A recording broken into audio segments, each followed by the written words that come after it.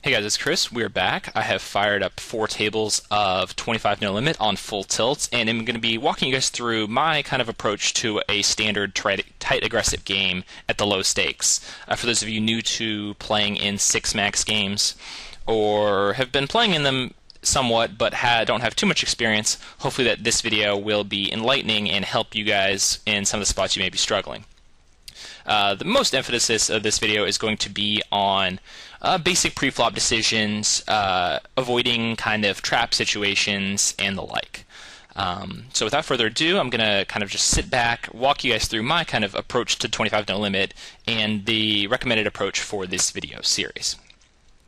So something you may have heard if you've spent any time in internet forums is that at the low stakes in general, tight is right. And that's pretty much the logic that I subscribe to and have for quite some time when playing at the low stakes.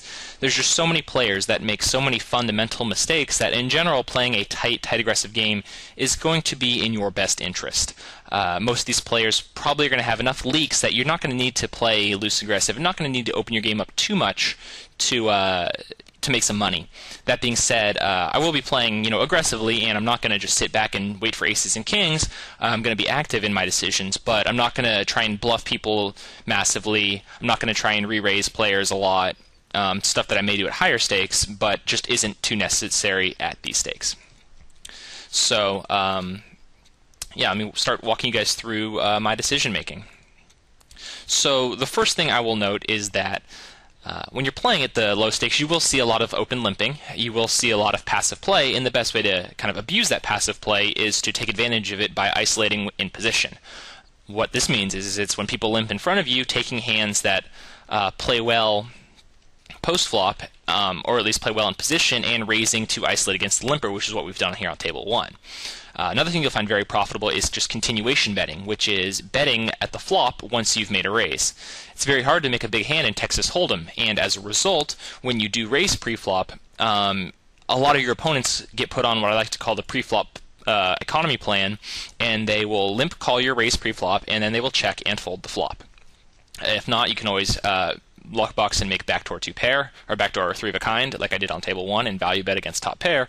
But more often than not, if he's limp calling a hand like ace 2, most often he's not going to flop anything, and I'm going to take down the pot a vast majority of the time. If you're new to Poker Savvy or new to poker videos, you will notice that I'm running a heads-up display, these statistics you see on screen, which give me a statistic overlay of how my opponents play.